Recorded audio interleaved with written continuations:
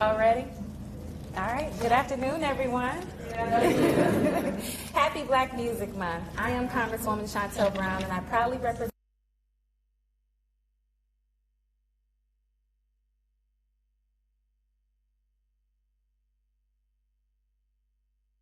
the theme panel and moderate their discussion on the rich history of Black music, its impact on American culture, and how music education can be used to enlighten the next generation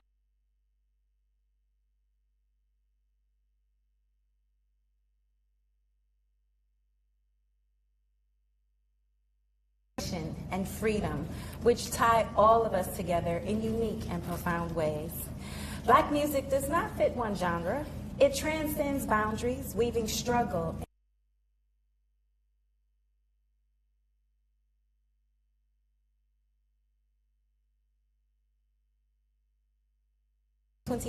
as Black Music Month. The resolution is also endorsed by over 50 members of Congress and nationally recognized by the Rock and Roll Hall of Fame,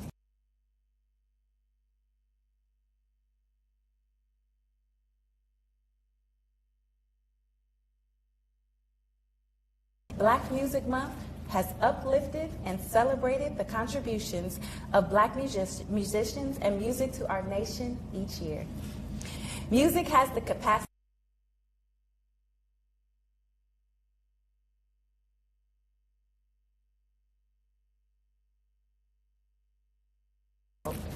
I want to thank Dr. Shonekan, Dr. Reece, and Dr. Adderley for joining us, traveling from near and far, and sharing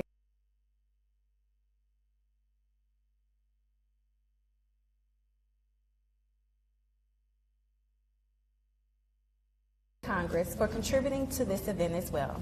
With that, I look forward to this interesting discussion and questions from the audience.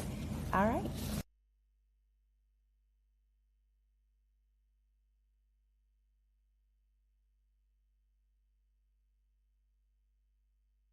Ask you to share some of your background and experience and what brings you to this table today.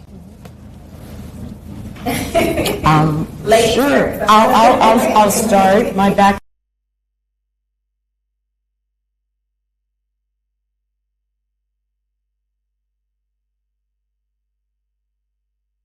Well, I was struggling. I had an interest in history and I had an interest in music.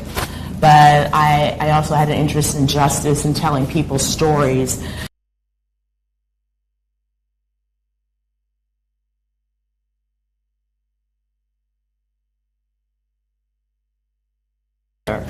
And instead of staying in the academy and university, I really wanted to work with public audiences. So early on in my career, I decided to work in museums. And it was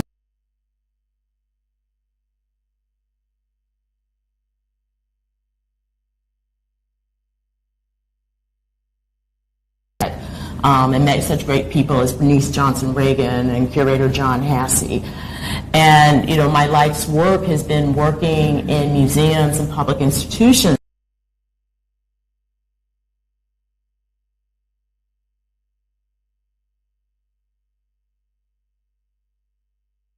Story also is Black music making, because it's not just the genres. We have classical, we have the conversation we're having over country, that the unique value of African Americans making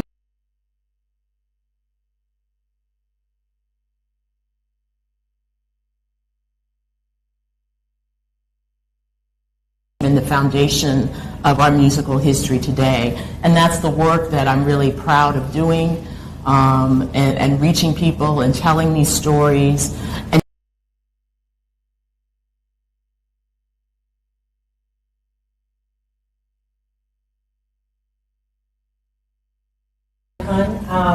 I am an ethnomusicologist like Dwan, and I have come to this table because from very early on I realized that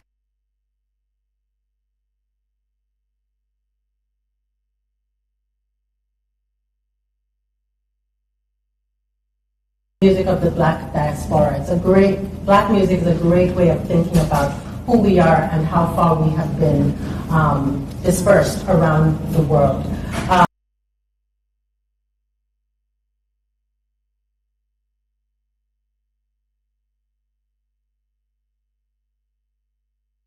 all over the world. I grew up listening to a lot of African music, African American music. We watched Soul Train, and as a product of Nigeria.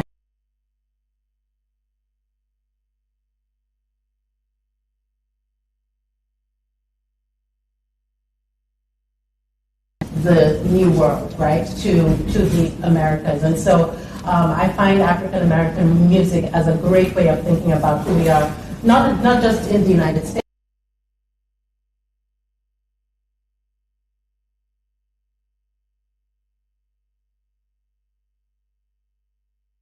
Contemporary genres that are coming out of Africa, different parts of Africa. And as an administrator at the University of Maryland, it is my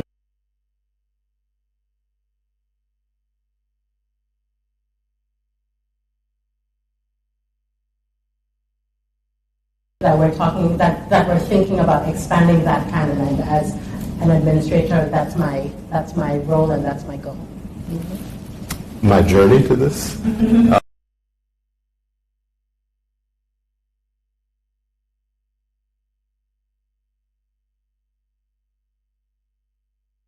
And part of that experience allowed me to see through my own parents.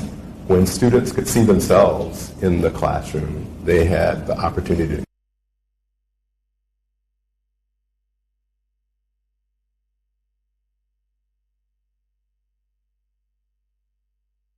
of the African diaspora is important in filling in some of the gaps that we don't necessarily have from the canon.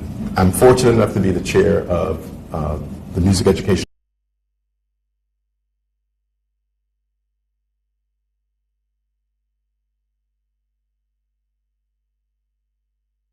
That music is there. The school was founded on jazz.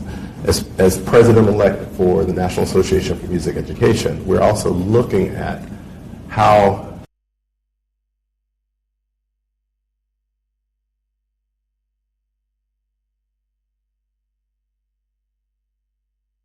communities have the opportunity to have teachers that understand the importance of creating open spaces for all genres to be a part of that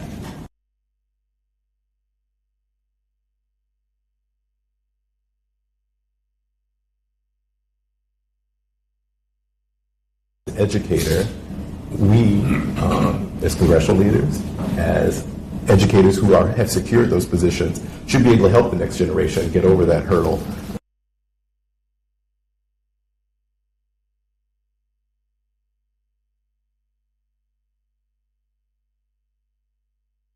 Once they complete their education, they go back to some of those communities and make a difference, because we cannot necessarily continue to teach only the way we've been taught before, but have to look at where we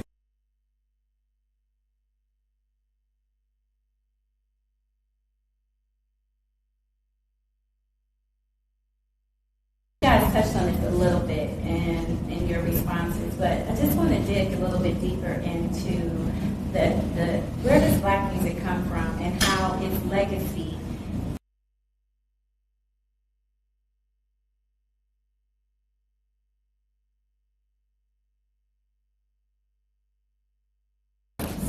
where it's come from, distinct and unique forms of musical heritage and themes and genres. Go ahead,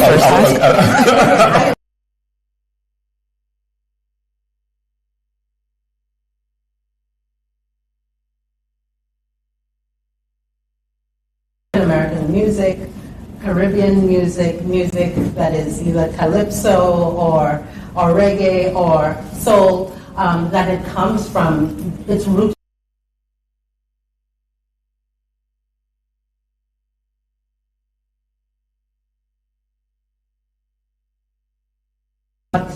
What could not be taken away from them was at least two things: the approach to music making and the approach to spirituality.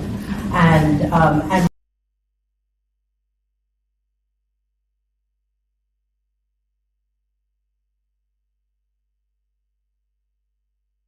America or the Caribbean or the United States, they brought all those approaches with them. So when you hear the djembe.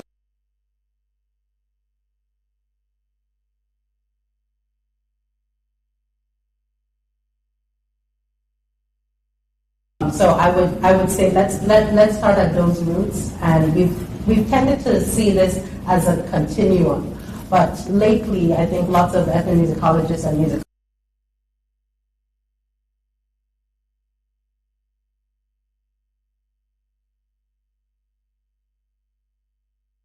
so much R&B, soul, but also those roots of African drumming in Afrobeats. If I can piggyback on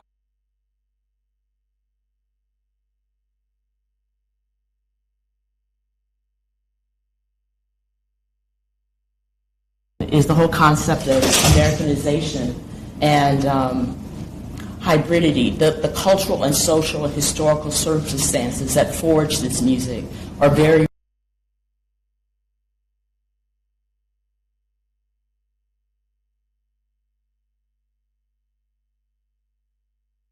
innovation. Those are part of the narratives that carry on. And primarily, too, when you talk about African American music, and we can talk with Dr. Shonekan is explain.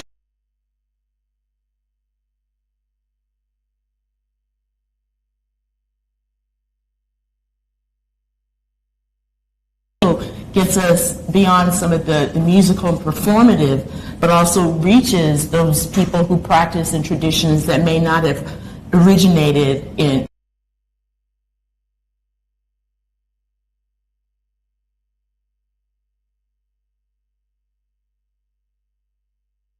land and then goes back out. And I think, too, you have to take into consideration on that transatlantic journey from Africa to the New World, how music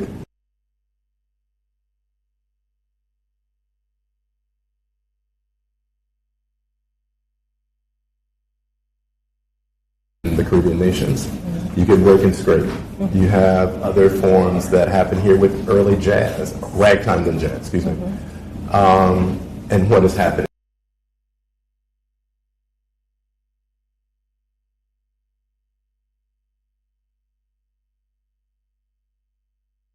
How that music is actually taught. There's one way to teach music in the academy, and that has been the norm for a long time. But when you think about how some music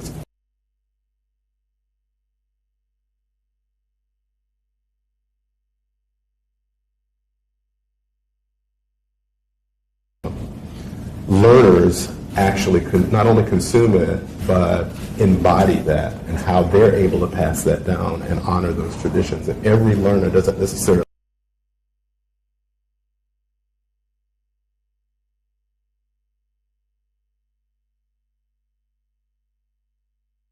also make that contribution.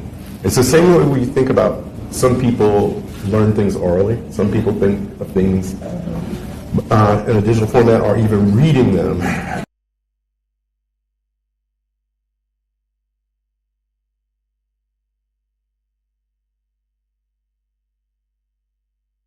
Point where they are to figure out how do we get them to where they want to be, where we want them to be. And I think I'm going a little bit off our script, but when you talk about the different formats,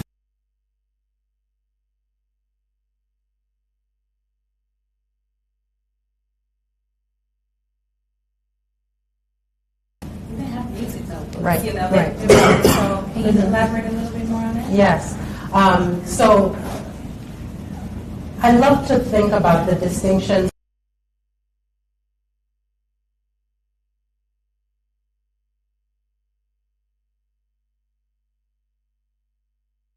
divide these, right? That if you have an oral culture, an oral-based culture, it's not literate. But if you think about folk tales, right? Sure, we've got all the Grimm's fairy tales.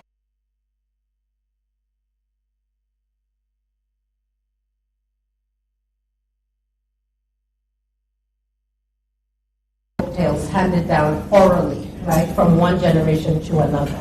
So it is the same notion as music, right? So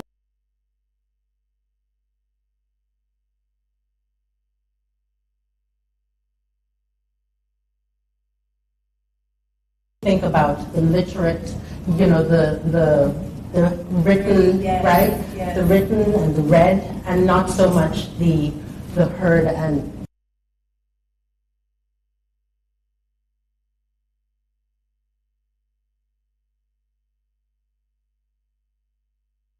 down. And so I think a big piece of what has happened in the United States is the Black church. I think that is a great kind of a snapshot of how things have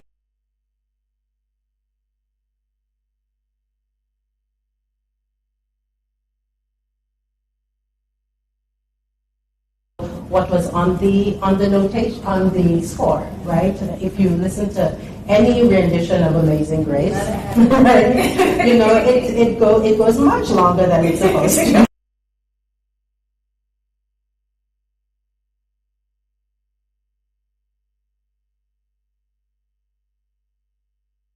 Audience is something that Black people do very, very, I'm not saying other people don't, but I know specifically for Black people, wherever they are, that the audience is really a part of the music making.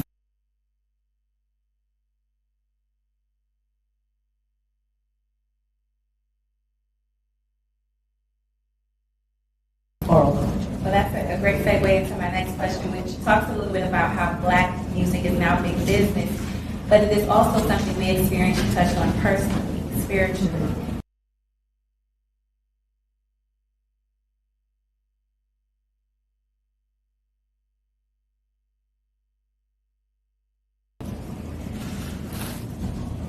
That's a big question. Start with you, Dr. Cecil. Oh, you're sorry. so I'll take this one.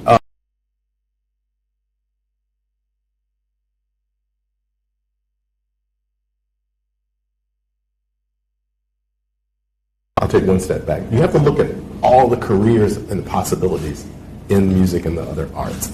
And sometimes people only see one aspect of it.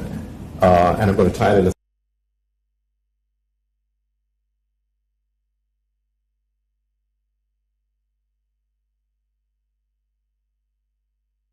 Music and look at other ways that people learn. Let's say in every family there's someone that probably cooks well. And I can almost guarantee that they aren't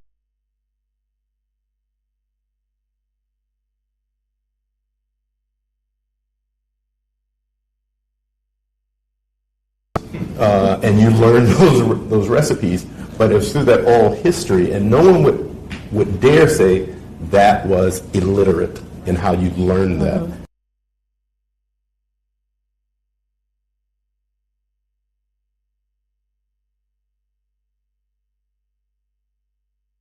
Today, I think people see one side of it and think that every person wants to be that particular performer, and not thinking about the person who educates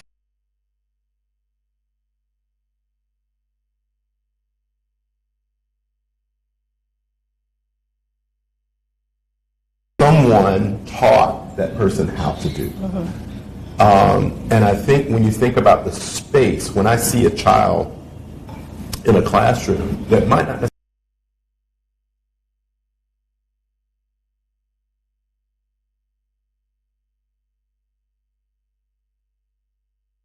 you can still be in the arts, but thinking about all the different possibilities, and you need someone that they can trust and speak to be able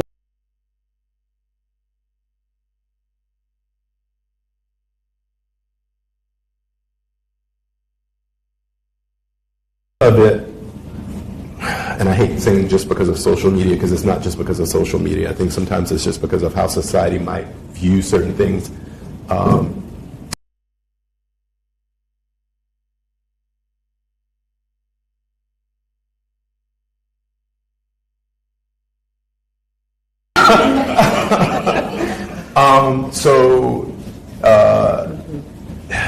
You have to then think about, well, what is it that you're doing?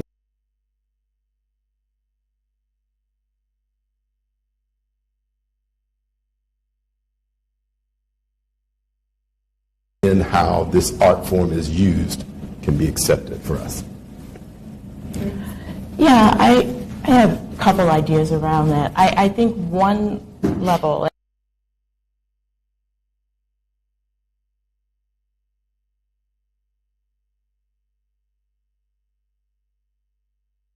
It's also about music in African American life, and that it's the piano teacher who taught you piano lessons. It's the record store owner who is part of that ecosystem.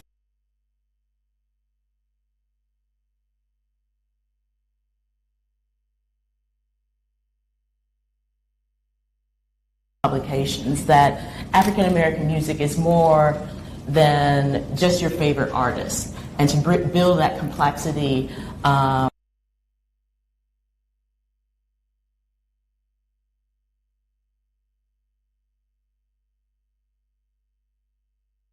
People, music is accessible, and it's a way for playing around what it means to be American. You know, you'll hear a lot of scholars talk about black music is American music.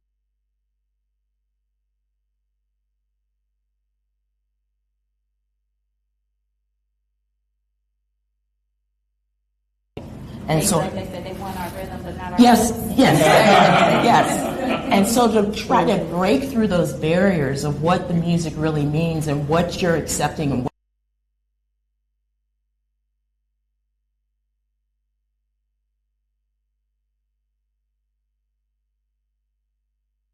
for protest and resistance and things.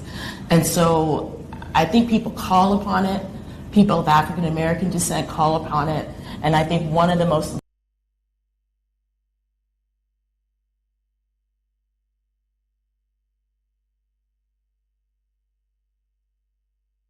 the issues and themes also existed 100 years ago.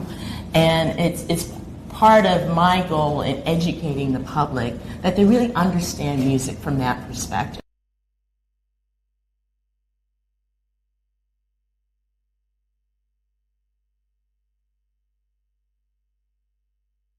That's connected to the last part of what Dr. Reece said, which is that, and since we're sitting where we're sitting, I think it's important to also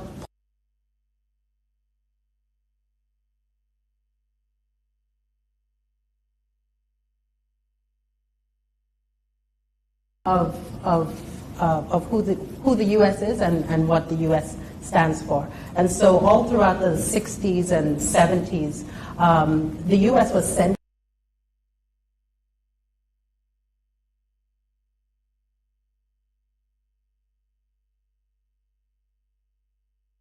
a picture of the United States that wasn't necessarily the reality of what was happening. So in terms of, I mean, it's a question about the use of black music.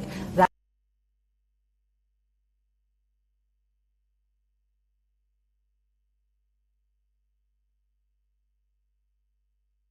they have sent out Kendrick Lamar? Probably not, right?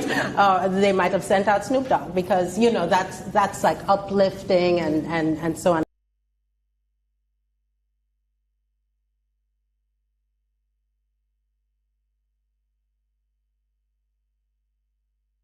How can we preserve, protect, and expand the legacy and impact of black music? It's a heavy question. Huh? Yeah.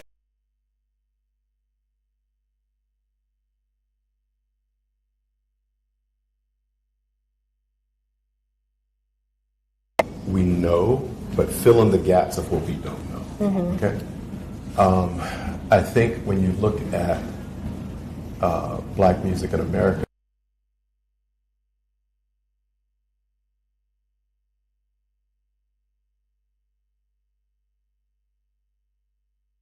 are looking in contrast, and then you think about what happens in the church. But going back to filling in the gaps, look at all the contributions that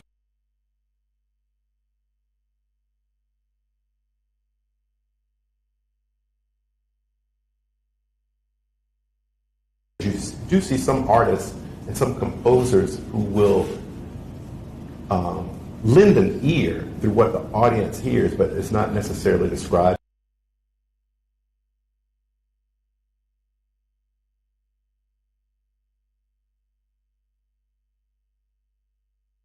Marimba music you heard well, why isn't there a larger discussion about what has happened in Zimbabwe and South Africa and the history of that music? Or if you think about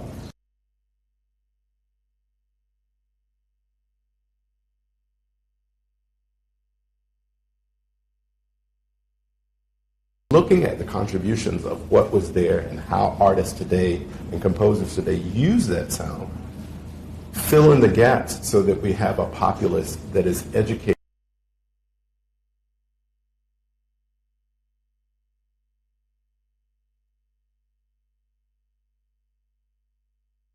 of it happening in this moment. We're seeing that even with popular music when you see what happens in hip hop when people sample another person's music. Someone might sample something that is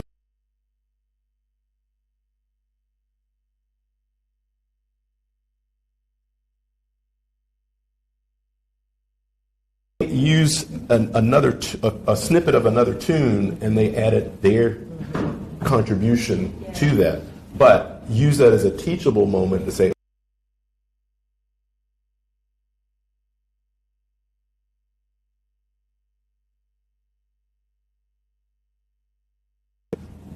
and that's something we can expand in how we offer education to the very young, especially.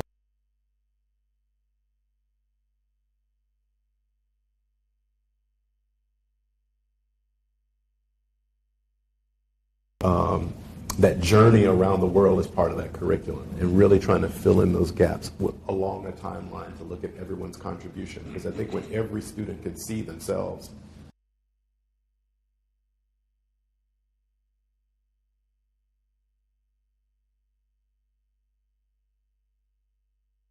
the things that I most remember about my own childhood is that first piano teacher. Well, the second piano teacher. The first piano teacher was my mother until she got tired of my brother and I, and she sent us to the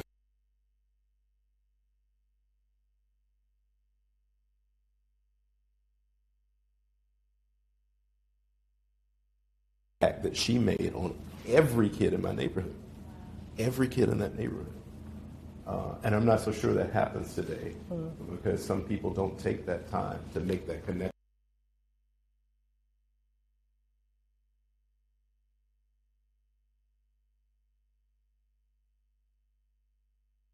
We too can work together from not only the point of incubation in music, in the experience we had, but in your development as an educator.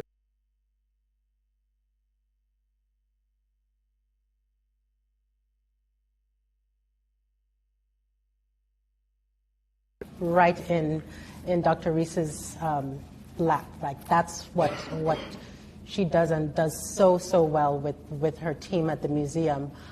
So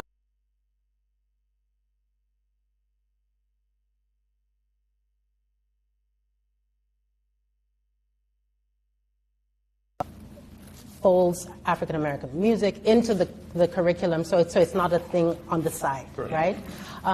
I think most of the music schools in the academy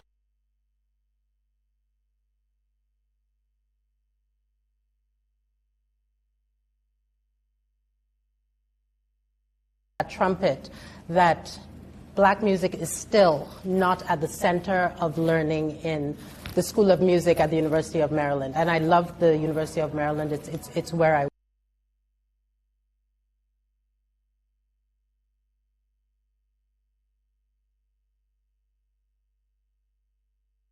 we're putting other music on the side. Jazz may find its way to the center, but I think that there's so much more that we could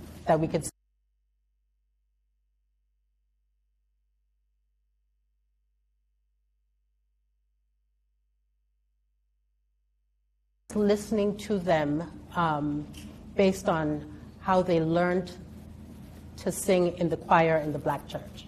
We need them to be a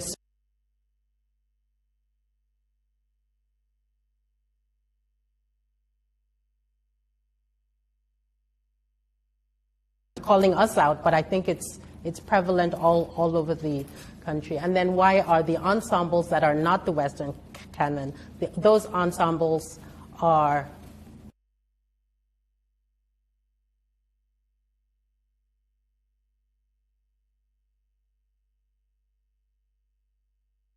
requirements for the degree.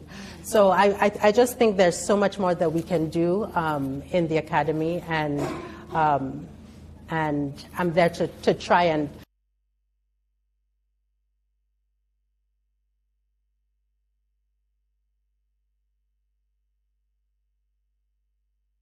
Fredo. Myself at Berklee and Carlos Abril from University of Miami, through NAFME, have put out a blueprint that addresses some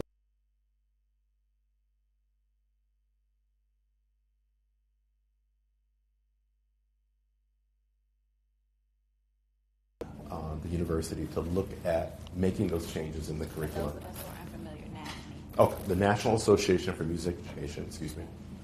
Of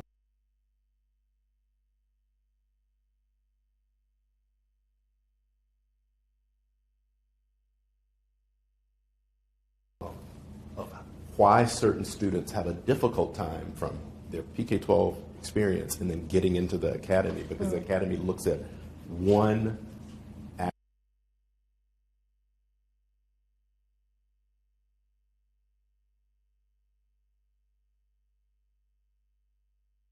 That's why I brought that statement about the careers in music, and you as the educator can think about the careers. So if I were to see the student that's coming in that maybe has had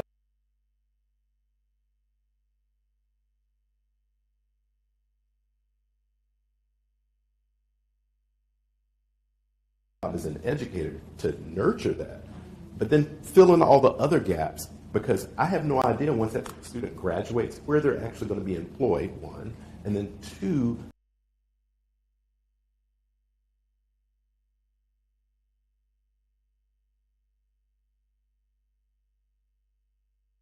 art institutions, goes to LA, goes to New York, or some other place around the world, has to figure out how they're going to piece together a career early on. Today, there's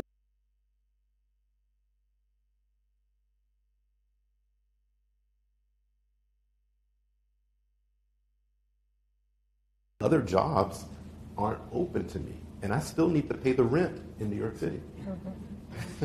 You know, so looking at it differently in the future.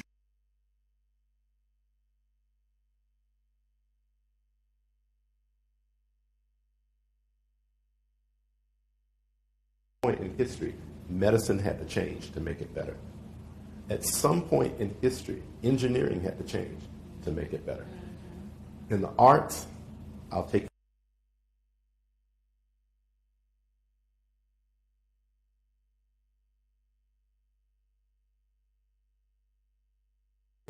and you don't see yourself as being on stage, and you come to the theater teacher because you've made a connection with that teacher and say, you know, I really just want to learn. My dad's you know,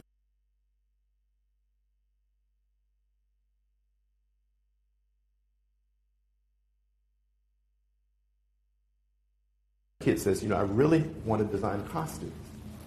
Come in, I can do that. But only certain teachers have taken the opportunity to say, you know, you're really good at jazz.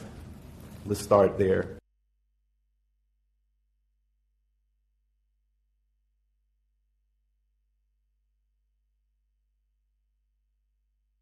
Before they get into the academy, once they're into the academy, they're trying to keep them into the academy, and what happens after the academy to keep the professional development going.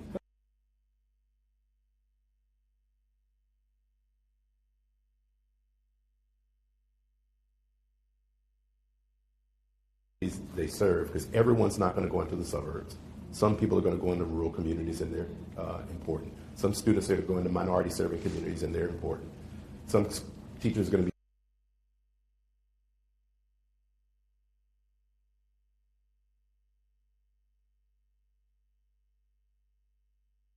be your place.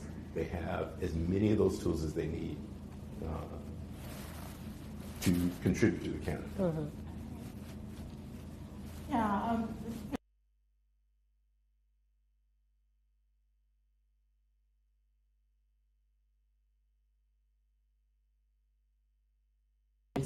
Is filling in some of those gaps and those stories, but also, and you know, we don't talk about this just at the Smithsonian, but a lot of the music people at the museum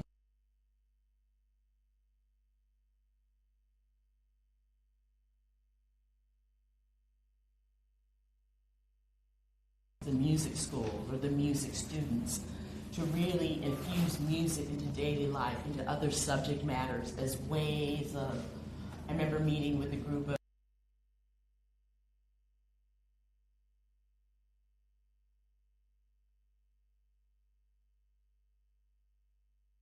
to settle down.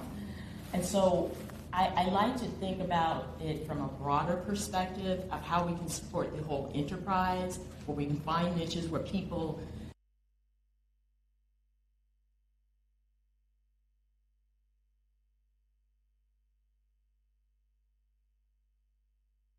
African American history and culture is a fairly new thing in comparison to the long historical societies. And the material culture didn't exist like it did before. We've had to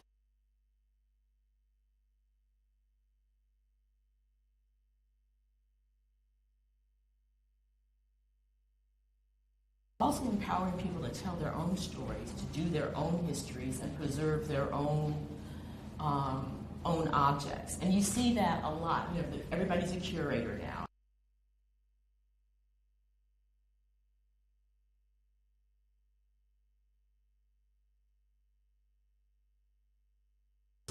Or conservatories. Exactly. They're told by the people themselves. And I think that is very key in the work I'm doing and the mission that I'm trying to achieve.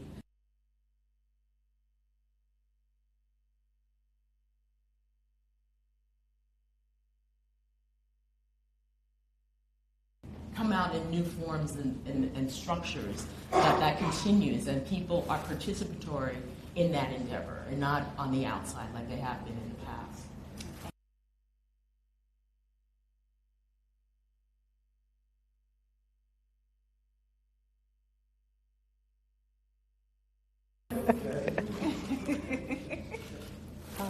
I'll go first. I'm a mother of 20-something.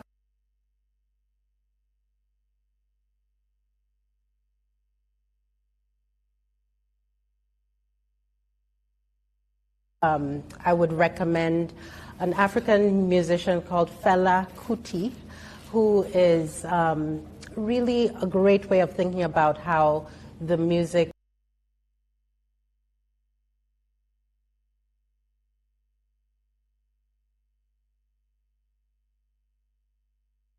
and so on. So I'll go with Beyonce and Fela. Okay. I'll start. I've been taking guitar lessons.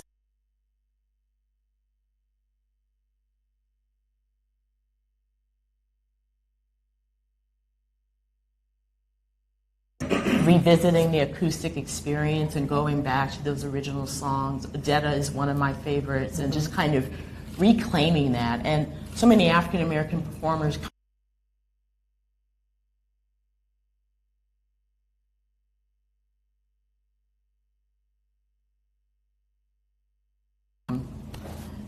to the fore. And, some artists that I'm listening to, it's a new artist, and I think she won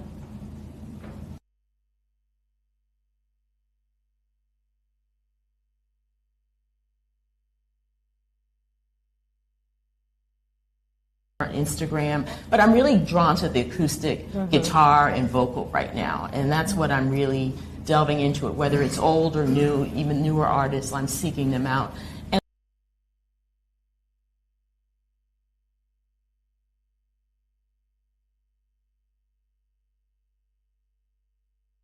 music. For me, it varies.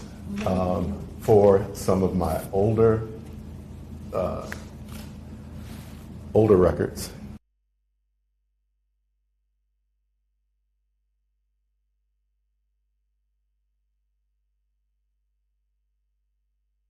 I love Esperanza Spalding stuff because I love the way her voice is angelic, but I also like the way she plays bass and kind of melds those two.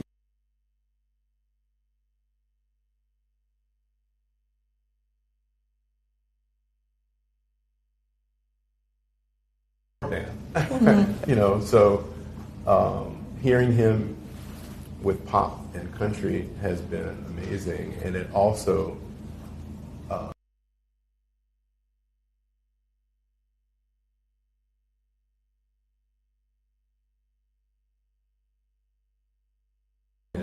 today's times. And it's not a stretch. it's not a stretch. Right. It's not a stretch. All right, well, we're going to open it up to the audience.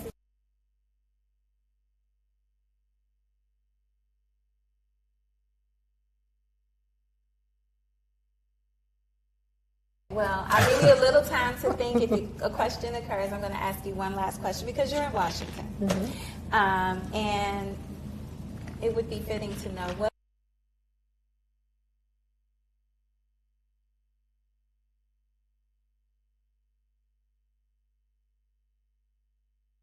I would implore the folks on the Hill to really think about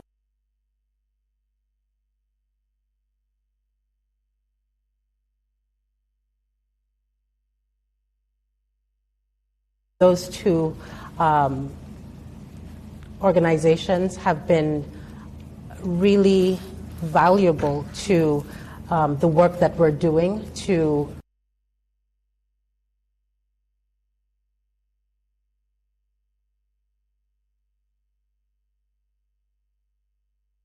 comes out right, we just kind of like we shiver a little bit because that especially when you think about what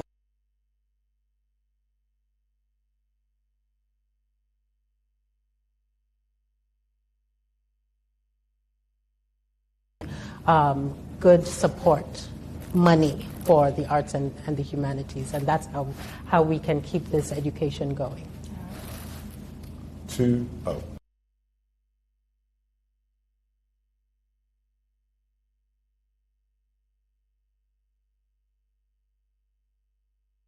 Strategic goals, particularly looking at education and digital outreach and the vast number of resources that we have.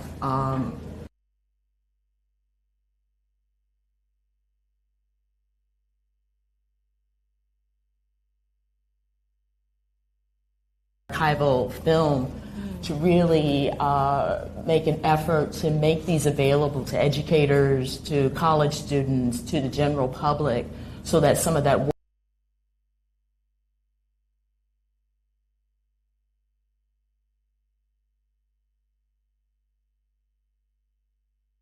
specifically at helping us improve what's offered in the schools and in preparation. The Augustus Hawkins grant that helps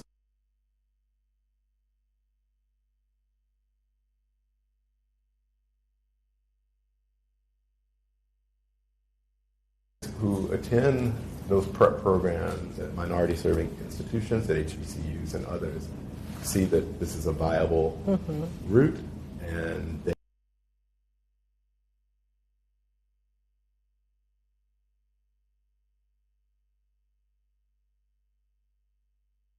for Parts A at a higher level, because that would then help those rural and urban districts who sometimes don't have arts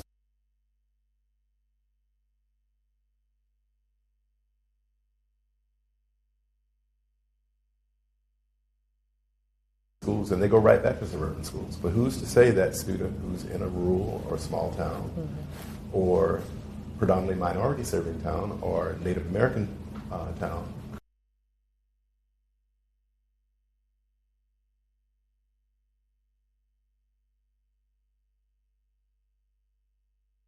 it would enable those programs to succeed and have an equitable education. It's not just about offering the same or to be equal, but to be equitable. Right. You're looking for people to do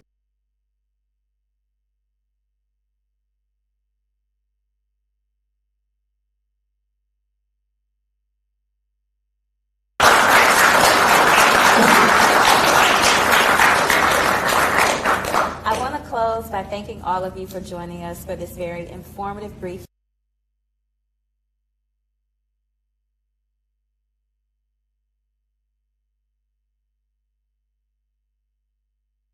with us and brightening our summer with a taste of Black music, its history and impact. And for those of you here in the room on your way out, I invite you to take another look at those historic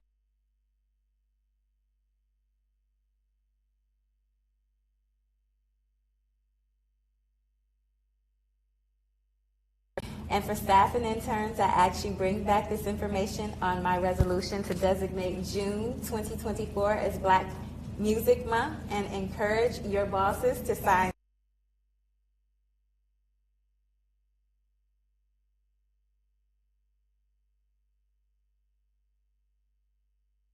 things like this one. Thank you all again. And who's in the building, what voices are heard, and what topics are discussed have always been contested, even today in 2024.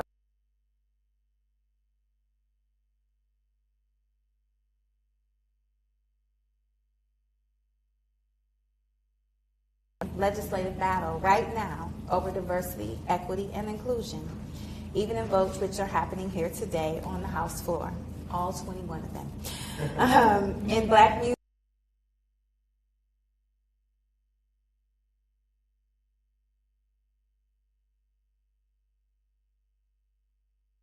lawmakers, we need to listen to the voices of Black Americans and listen to the messages of Black music, which has captured that voice for so long.